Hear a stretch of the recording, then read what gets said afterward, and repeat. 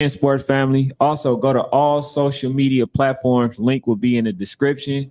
Make sure you guys like, comment, and subscribe. It helps the channel grow. Thank you.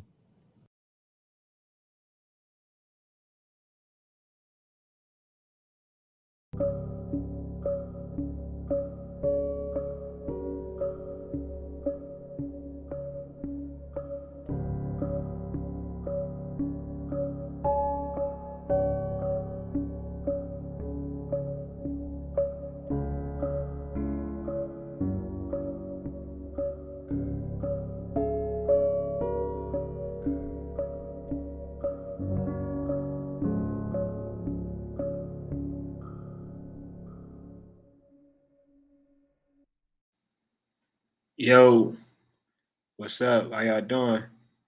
So, I want to do this video because one thing that I want to do for y'all, right, is I want to put in y'all mindset, in y'all mind frame to actually do your own thing, right? Instead of relying and worrying about trying to get somewhere on somebody else's dime. So like yesterday I talked about a billionaire versus a millionaire mindset, right? And what I meant was a billionaire is the one that pays.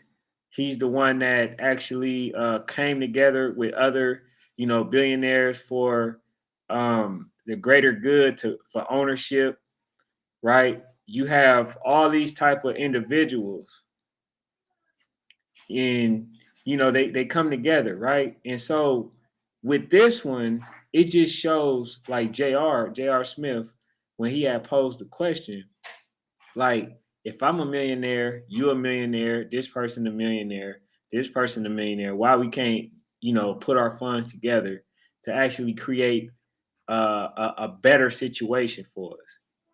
You feel what I'm saying? So I would say this, man. I think this is going to be powerful. I'm showing this, like I said, I'm playing this so you guys can understand that it's bigger than you just getting a check and wanting to splurge, wanting to do all the stuff that really don't even matter. You feel what I'm saying? You want 30 cars and you want that, and there's people that you can help, just by lending your support, by being present, being prevalent, and all that other stuff, right? So I'm gonna start with the JR film, and hopefully y'all can hear it. Why JR ain't in the league? Once you get 10 plus years and you have that outlier mentality, they understand that the young guys coming in, they're going to listen to you before they listen to assistant coaches. Yeah, so they got to get rid of those guys that are going to challenge that culture. Right. They don't want that. Right. They want it to be uniform. Right. So when I see guys like that, like you, I'm envious because he lived in his true skin through and through. Right. All right. To me, that statement right there was a problem, because you should never do something if you're not even allowed to live in your truth. Always live in your truth, which means that money shouldn't change you. And like I spoke yesterday, we and me, I'm trying to get you to the point where you guys actually learn how to build generational wealth before you get to the NFL. And there's so many ways to do it. You know what I'm saying? You don't have to sell yourself short to be in an entity. If they're not willing to accept you for who you are, then that's not some place that you should want to be. Now, I'm gonna say this: your personality, your integrity, and who you are should be enough. Long as you're not doing something that harms somebody, everything else should be very acceptable. You know what I'm saying? But you got to ask the question, why did this gentleman just say he was envious that J.R. Smith lived his truth? Everybody should live their truth. And what is it in the NFL that's making specific players or whatever league make them have to change anything about themselves. Why? Why should why should they have to change who they are as a person? When you get to the NFL or the NBA, you and the person that you became in that process should be enough to make it, right? So this gentleman said that he was envious of J.R. Smith because J.R. Smith lived in his truth. And as you see in that process, they painted J.R. Smith as what? As this bad guy, as as this person that wasn't, that wasn't following the rules. He was a pretty much a nutcase and all this stuff, right? Why? See, that's the thing, man. And like I say, a lot of times people have to alter who they are because um, the entity or whatever organization they join make them, change who they are as a person. Sometimes people are advised, oh, not to hang out with, with your family. Don't do this, don't do that. Like that's not the way to go. And the question that I always ask is why. So we gonna get back to the J.R. Smith, but I just have to point that little part out. Nice and different again. Yeah, but you know what? I lived in my true skin because I was a team guy. Like believe it or not, I played football growing up. I played baseball growing up. I played basketball. I played all these sports. So I was nurtured into you can't do it without them. What you trying to accomplish with this move you making right now, this transition that you're in? My biggest move right now is trying to change as many minds that look like us back into the Afrocentric mindset opposed to the Eurocentric mindset. We're so trained and it's so embedded to have that Eurocentric mindset that worry about myself, worry about me, worry about mine, worry about mine. I'm not going to help nobody else who look like me build up when everybody else do it but us. When you made over $100 million in your career, right? Is 105 going to change? 110 going to change your lifestyle? Realistically.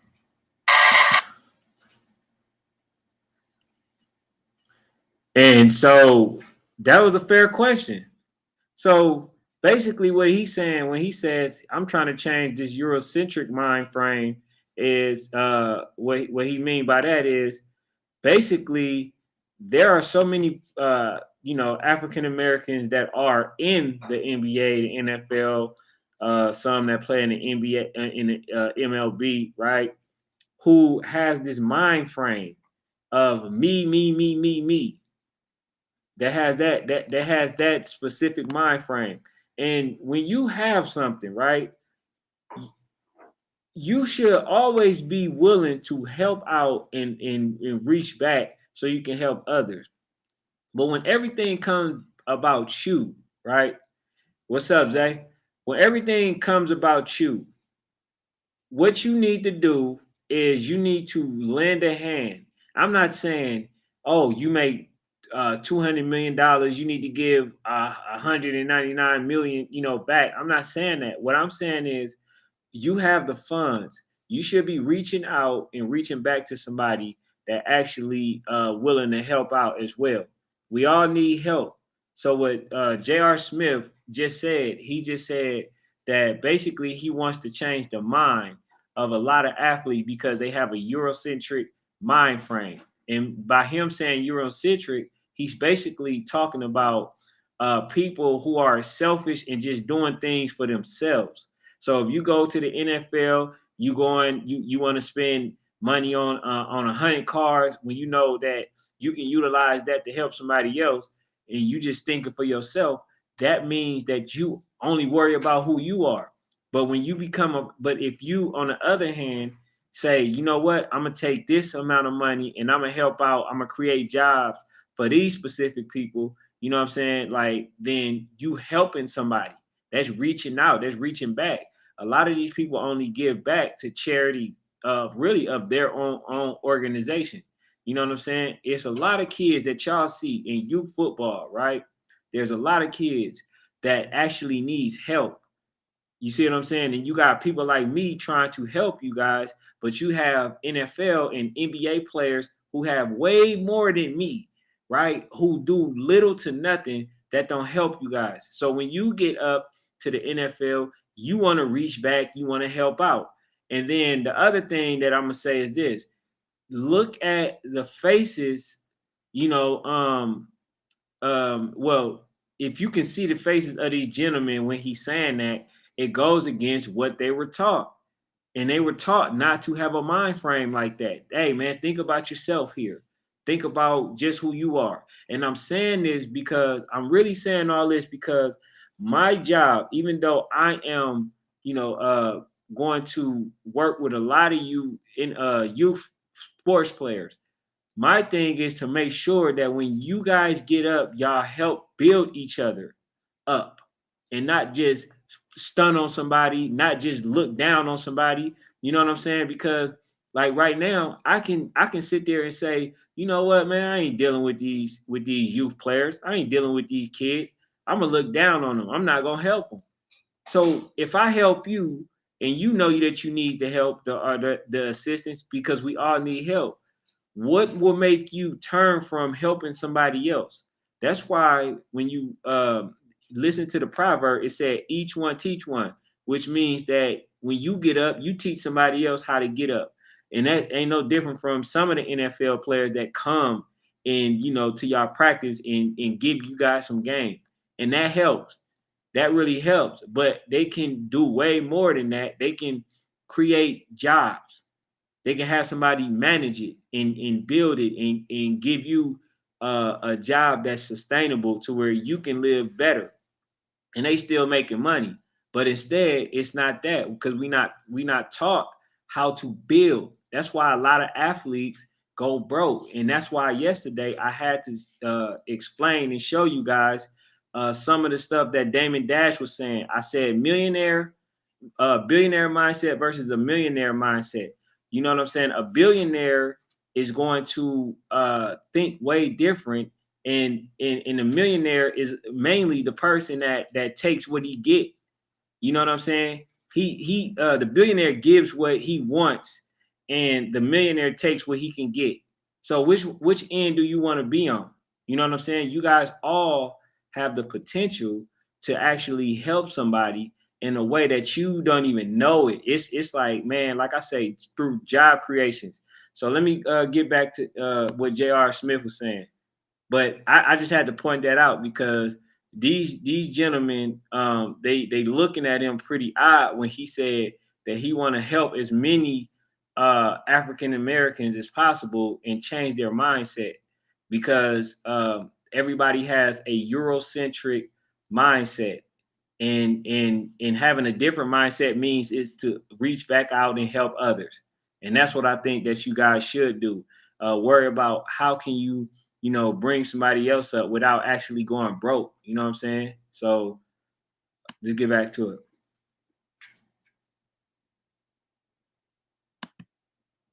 We were in not the lockout, but we were in the bubble. George Floyd happened. That's right. We stopped playing. We're in there. We're gonna ask the owners for. We're gonna ask the owners for. Stop asking them for. What are we asking them for?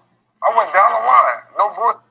You can show. You can ask these dudes if not. I got Paul George sitting right here. I got DeMar DeRozan sitting right here. I got Russell Westbrook sitting right here. I'm literally sitting next to all of these dudes who are LA guys. I'm like, bro, I'm not counting your chips, but everybody else is. So you make 200, you make 200, you make 175, you make 150, you make 180. Why don't y'all have your own gym? Why we gotta go to UCLA to work out in LA every time? Key point. Exactly. You sitting up there, right? Hey, sire the goat. So basically, so what I'm showing y'all, you know what I'm saying? Because like this, I have to not just film y'all on a football field. I have to give y'all some game too. So when you see me put up the sign for the youth, it's because this is for y'all.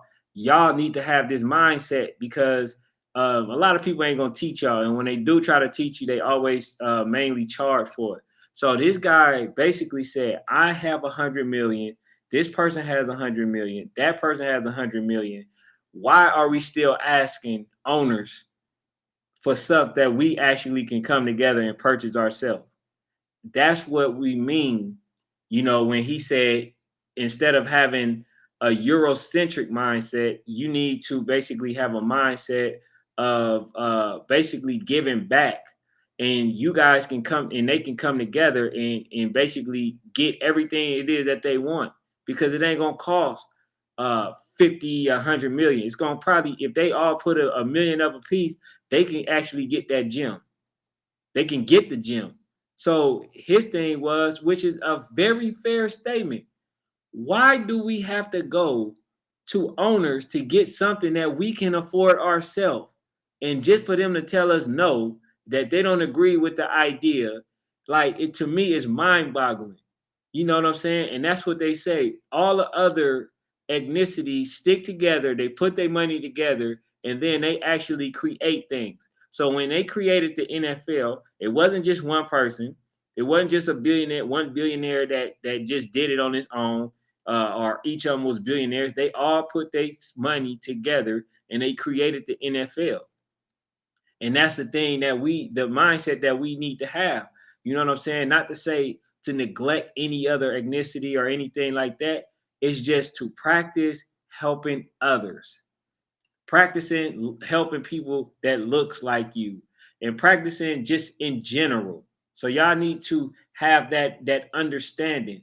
And this is why, like I said, I'm playing this, because this is not what uh um the sole direction of where this channel is going, because we're going to get back to all the interviewings, the kids, we're going to do all these things, but also to help mold you guys so you will have the understanding when you get old enough to at least say, you know what, if I help this person, when they get up, they gonna help me. That's how it works.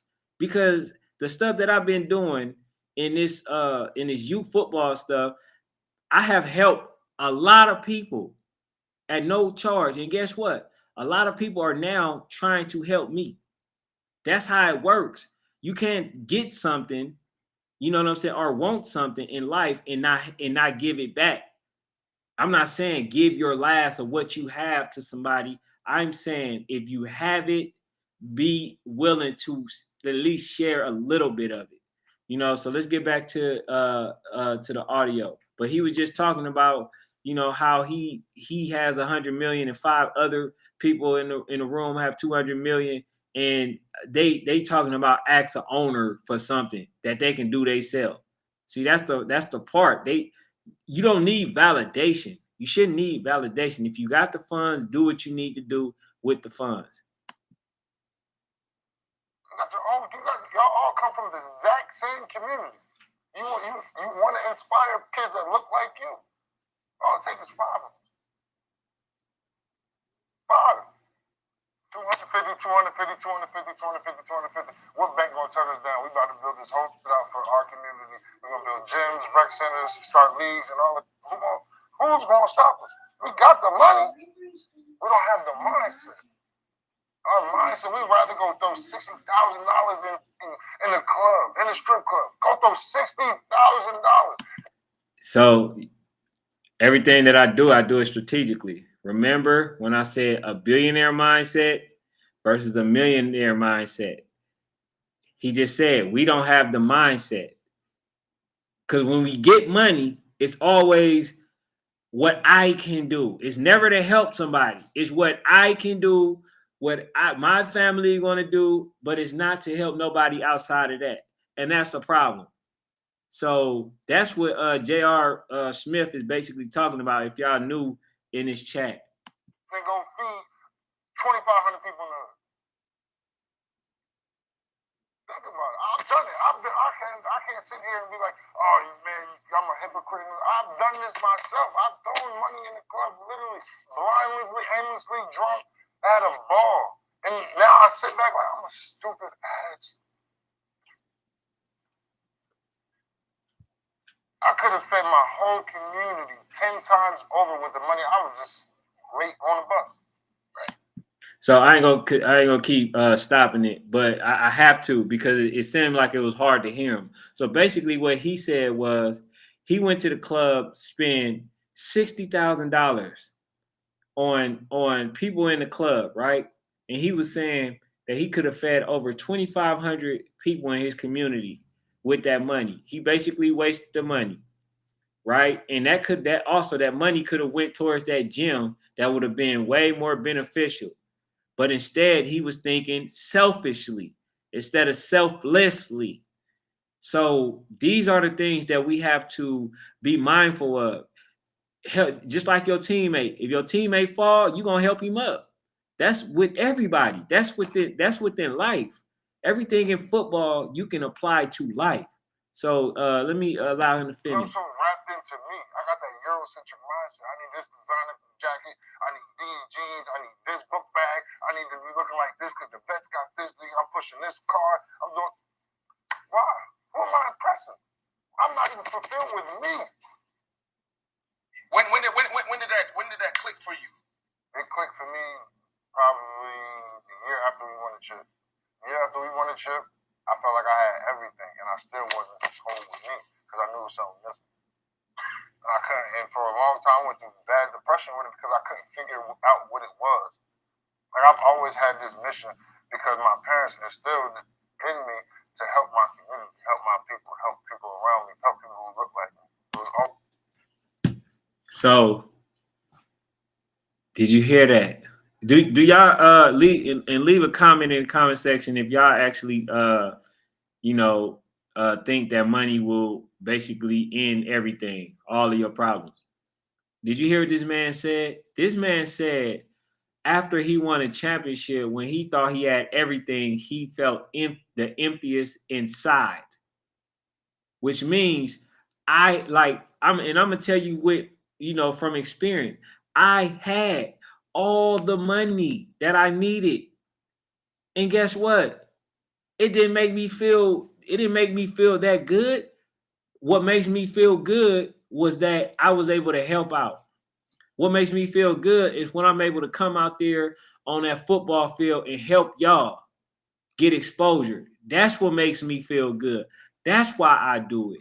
That's how I was able to do it at no charge for y'all, for free. You know what I'm saying? That's how I had these conversations. When people just, just doing what they need to do, don't talk to y'all, don't give y'all no conversation. Guess who? Guess who is? I am. I'm always having a conversation with one of y'all. Because you know why? Y'all is what actually matter to me as opposed to, the money aspect. I can charge. A lot of people ask me to do a lot of stuff for their organization, and they offer some great money. But guess what I said? Nah, man, I'm cool because I need to make sure these babies get seen. I need to make sure that they're going to get seen because when you do stuff from passion, the money always comes. It's always going to come. I'd rather do something that I love than to basically dread what I do. You know what I'm saying? I love letting you guys see how you play on film. I love having conversations. I love letting you guys come on and get the exposure that y'all want. These are the things that I work on. You know what I'm saying? But y'all have to also have a mind frame that's going to be beneficial to others. Just as I am as beneficial to you, I need you to be just that beneficial to your teammates, to players on other teams. When you get older, if a person needs help, don't laugh at them. Meet them where they are. Help them out. And like we said, ain't nothing wrong with helping somebody that needs help, especially the ones that look like you. These people go to the NFL and are told not to look back to help y'all out. Yeah, they'll do something with charity, but how far is that gonna get you? People need livable wages. They need to be able to pay and get their rent, pay their rent, and do all this other stuff that they need to do. But you can't do that when it's a situation where you don't have.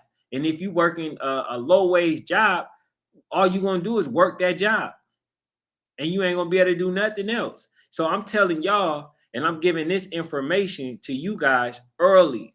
I wish I had this information that early. And the best asset that you can have is to listen.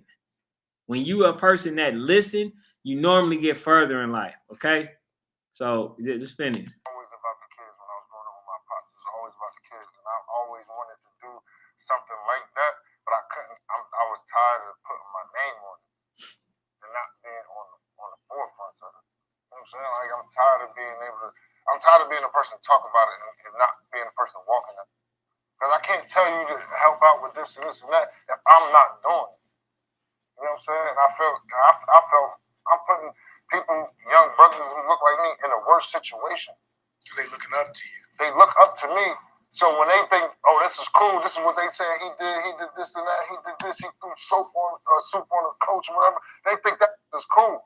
Look at what we glorify. Strip club, getting high, setting people up, killing people. Like, look at what we glorify. They put millions and millions of dollars into this. Record labels put billions of dollars into this. That's sell. And that's sad. He just said a very key point. They know that you guys are very influenced by athletes. And this man, like he said, what are some of the things that they glorify? They glorify you. They glorify the athlete smoking, going to spend your money, right? Which ain't gonna help build nothing in the community. They glorify, going to prison, all right? And then listen to how much he said. He said $1 billion. Now, if a person wants you to be right, why would they invest in your wrong? Why would they invest in something that's going to hurt you in your community in the long run? If I'm influenced by you, wouldn't you tell them to act the best that they can and not glorify killing, murder, and all this other stuff?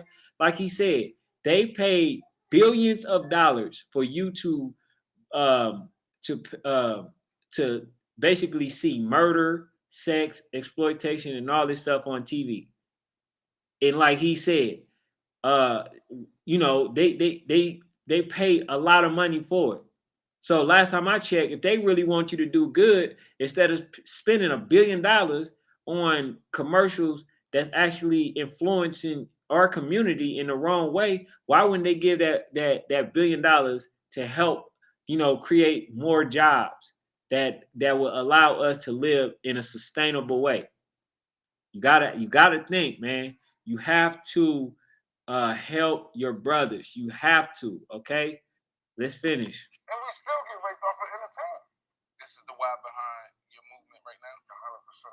But for me, ever since like I was a kid, I've always had this mission of like helping my pop. My grandfather did construction, my pop did construction, all my uncles, they all work together. So I got used to being able to see community. Like I grew up, people don't even know this about me. I'm not from the hood. When I say from middle school to 8th grade, I went to school all the way from 20 minutes away was the hood.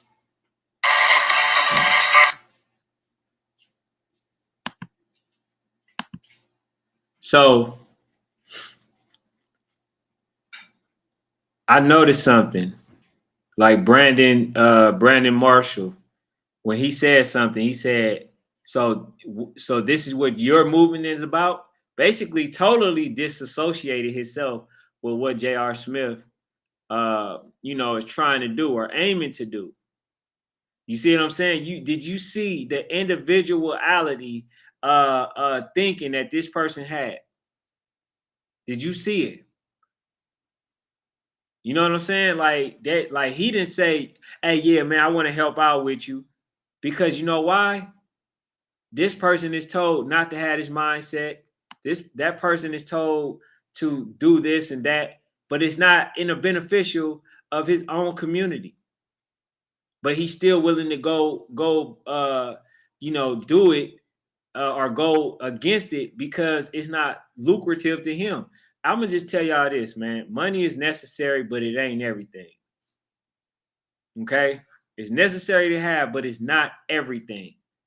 It can help you help others, and it can help you get all the cars, the jewelry, and all that stuff that you want. And I promise you, because like I said, I've done it. And you're gonna feel the most emptiest inside. And you wonder why a lot of them athletes are depressed. They got millions of dollars, but they depressed. because they're not connected to nobody or nothing. So therefore, they're not going to connect with somebody that can help them with their issue because they're so used to segregating themselves. So I'm giving y'all this information because I just want you guys to know that it's okay to help others. You know what I'm saying? Because like, let's say you fall and you help another individual, he can help pick you back up. But if you stun on somebody and you fall, y'all both just messed up. You know what I'm saying? But let's go. I used to go to the play ball, football, all that. Come back, go to school next day, all over again. So my competitive edge already grew because I'm playing against motherfuckers who look like me and who really want to beat my. So I gotta prove myself to y'all. Might be fighting on that court. No, ain't no Mike. You definitely fighting. Then I gotta go to the other side and go with the white boys who don't with me because I'm black, and I gotta prove myself to y'all.